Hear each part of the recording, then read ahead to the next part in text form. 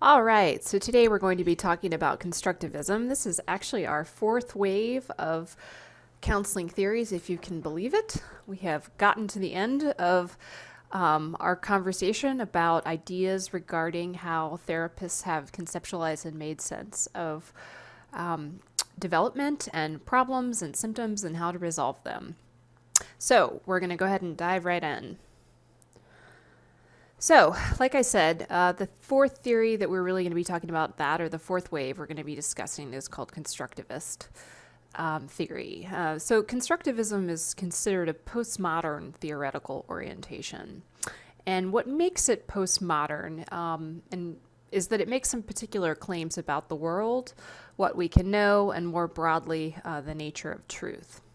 So, a guy named Walter Anderson summed up constructivism in general by saying that, quote, whatever is out there remains there for all time, and our systems of thought are stories we tell ourselves about something that remains essentially unknowable, end quote. So in other words, it's never possible to know whether the glass is half empty or half full. You only know your own glass story. Or at least that's what the constructivists would say.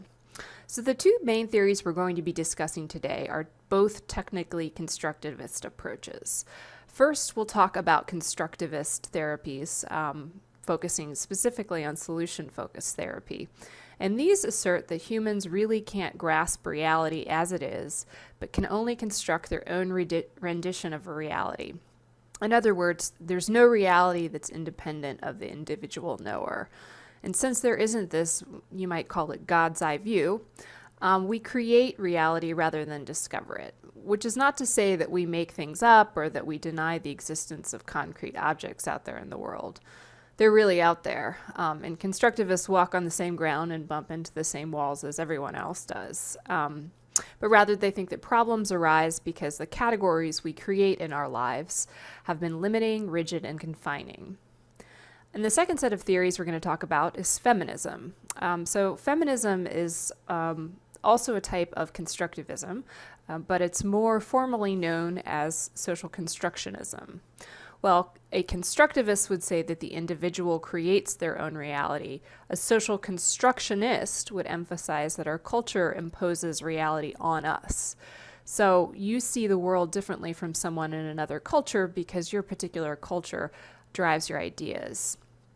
And in this sense, change begins by deconstructing or kind of dismantling or changing the power of cultural narratives, the ones we sort of receive, and then proceeds to the co-construction of a new life of meaning. So we break things down and then we recreate them ourselves.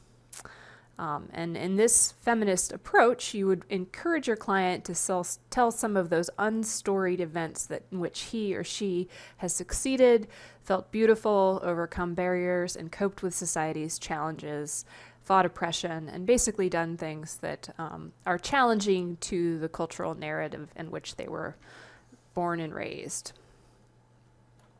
So first, we're going to look at constructivist. So the two main forms of constructivist therapies are solution-focused and narrative therapy. You read about both in your textbook, and just for the sort of sake of time, we're really going to focus in on solution-focused therapy. So the big theorists behind solution-focused therapy is Steve DeShazer and Insoo Kim Berg. They are perhaps the most famous professional therapist couple in the field of counseling. So Steve DeShaver is widely recognized as a writer of the first book on solution-focused brief therapy. He was a pioneer in the field of systems therapy, and he was a primary developer of the solution-focused brief therapy approach. As a therapist, Steve DeShazer was someone who demonstrated respect and invited hope while using language carefully and intentionally. And somehow, along with his wife, he managed to make all of these things look really easy. He was and then for Insoo Kim Berg, she was an internationally known psychotherapist, lecturer, and author. She also co-founded the Brief Family Therapy Center in Milwaukee, Wisconsin. And she has traveled the globe to train therapists in the solution-focused brief therapy approach. So this couple has quite a love story. They initially met in Palo Alto, California, when Insoo Kim Berg was working at the Mental Research Institute. Kim Berg complained to her mentor, John Weekland, that she had nothing to do after the training seminars were complete for the day. And apparently, Weekland said to her, well, there's this guy across town who's doing some strange things, so why don't you go see what he does?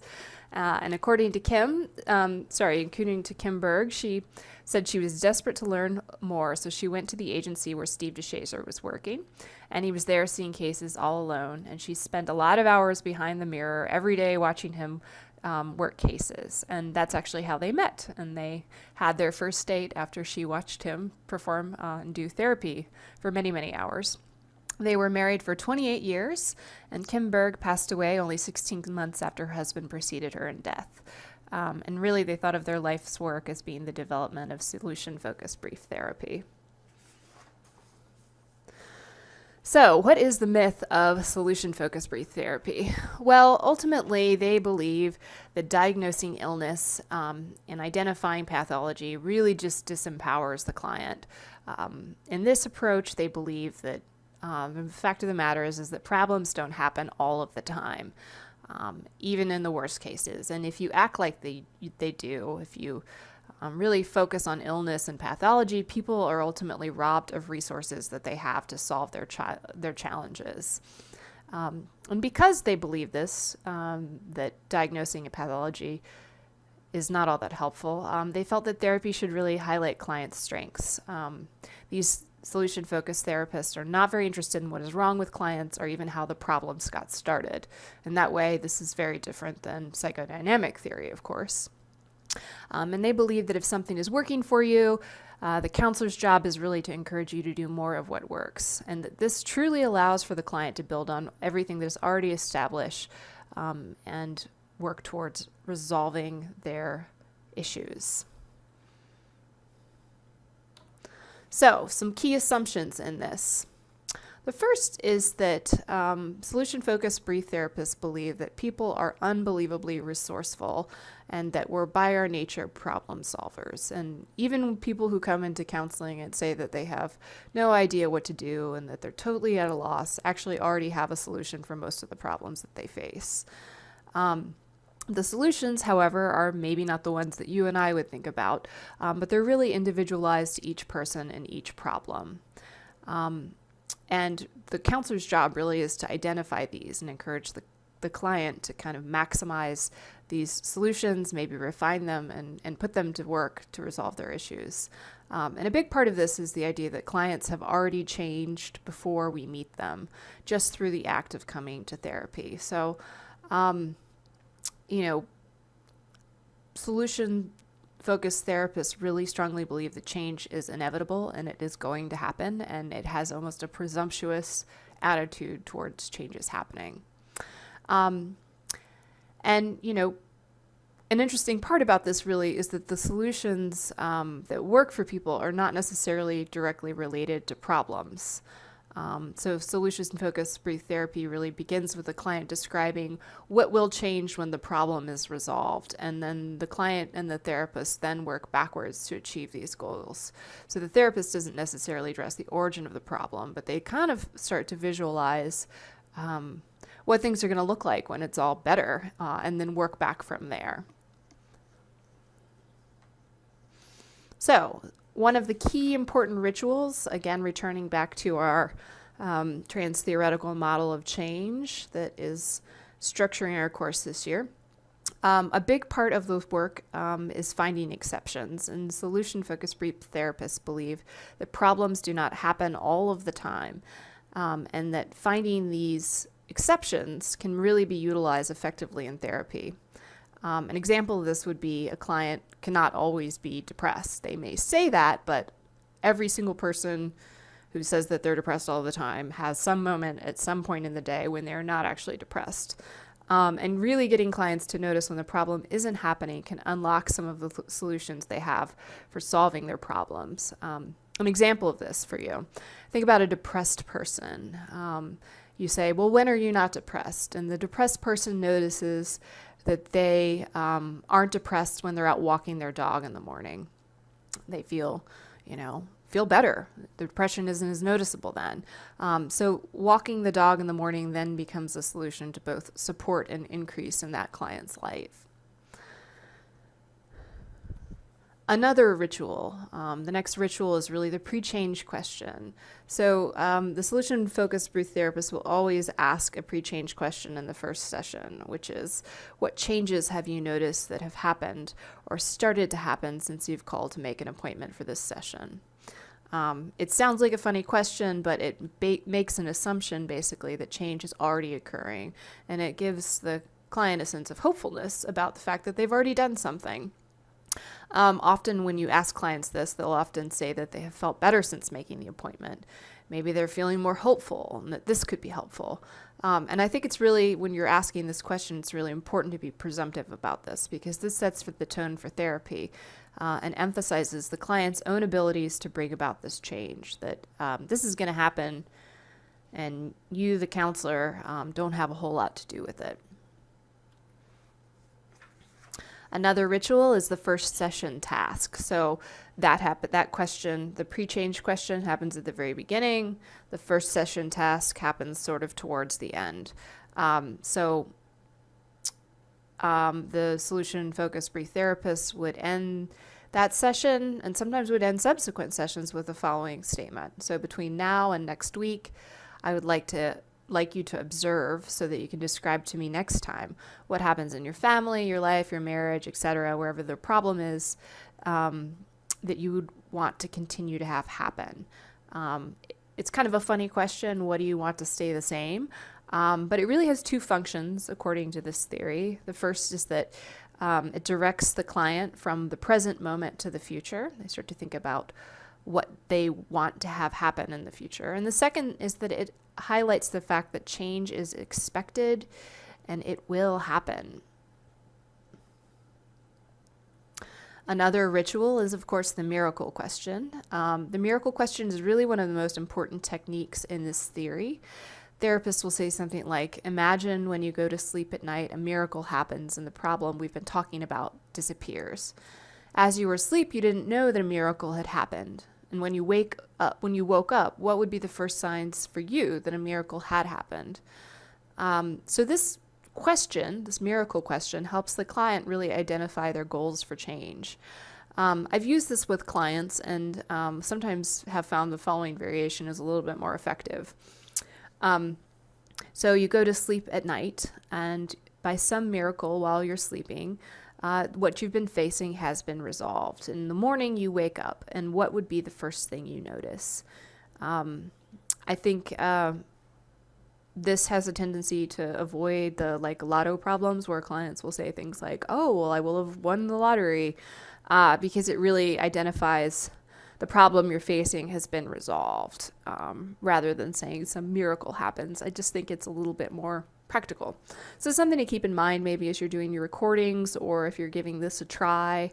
You may think it sounds a little gimmicky, but actually can find that it's a pretty effective question when I've asked it of clients and when it's been asked of me as well. Another important ritual in solution-focused brief therapy is scaling. So scaling can help clients set goals. It can help them measure their progress. It can also establish priorities for taking action. So you ask a client to scale maybe what their satisfaction at their job was, and they say it was a 6 out of 10. The solution-focused brief therapist would say, well, what could you do in the coming week to get that satisfaction level up to a 7? Another option to use scaling that would be similar would be to say something along the lines of, well, what would you be doing differently if you were at a 7? So, wow, you got a 6? That's a lot higher than I thought. Well, if you were at a 7, what would you be doing differently? That's one way you can use scaling, but ultimately it's a way of getting engagement, of getting the client to participate in the process. Moving ahead on to the relationship. So solution-focused brief therapy is very positive, encouraging, and supportive. Counselors tend to compliment the client or express their surprise at how well they've been coping with their problems. Although this might sort of sound false as an idea to say to a client who's really struggling, like, wow, you were really coping and doing well with this. Ultimately, this theory sort of asserts that being positive, being encouraging, recognizing the efforts the client is making can be effective for helping them to see themselves differently and to see themselves as capable of making changes. Important really to this model is this strength-based approach. So the therapist really needs to listen carefully to what clients want to change, really making use of their language around their problem and trying to identify what solutions the client already has for their problem. So, again, getting that client's theory of how change can happen and working from there. Although the client is active, practical, and creative, and they focus on the problem, the responsibility for making these change is sort of shifted onto the client for coming up with these solutions. Even though the client needs to come up with the sort of solutions or that they elicit what the client is doing, the counselor is still very much in charge of where the session is going by asking very specific questions and intervening in specific ways. And part of this really is also recognizing that the counselor avoids asking how the problem got started. So that etiology question that that Freud would be very preoccupied with, the solution-focused therapist would have no time for. So thinking about expectancy. So what does the client expect to have happen? What is the sort of placebo effect of buying into this theory? Well, the first is that, solution-focused brief therapy is brief and it can work really quickly.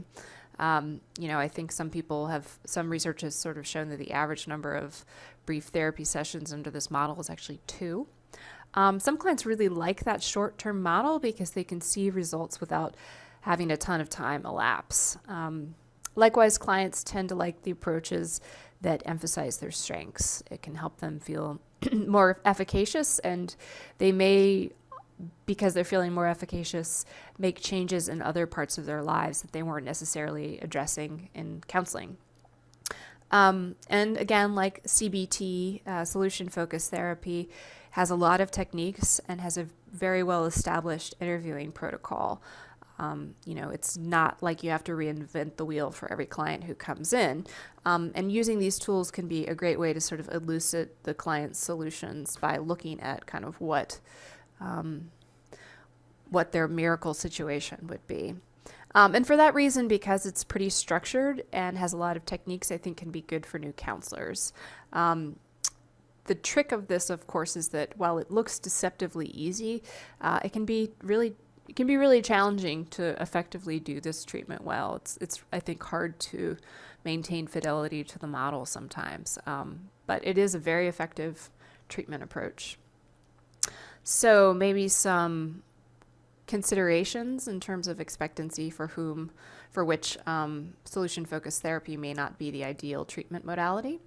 So short-term therapies like brief solution-focused therapy may be inappropriate for clients with significant clinical issues.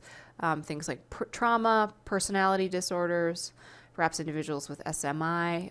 These may not be situations or individuals or clinical are presenting conditions that lend themselves well to a solution-focused approach. Again, another consideration, something that may be a drawback of this one, is that clients may find some of the paradoxical techniques to be a bit manipulative, and some of the solution-focused therapy questions to be kind of choreographed and technique-y. The first time you might be able to get away with the miracle question, but I guarantee you the second time you ask the same client, it will fall flat. So you'll have to just make sure you're using these things very selectively if you do it. And here is just some further reading, interviewing for solutions. So if you're thinking about doing your practicum and kind of wondering about how you might be able to work with your first client, this would be a really good place to start.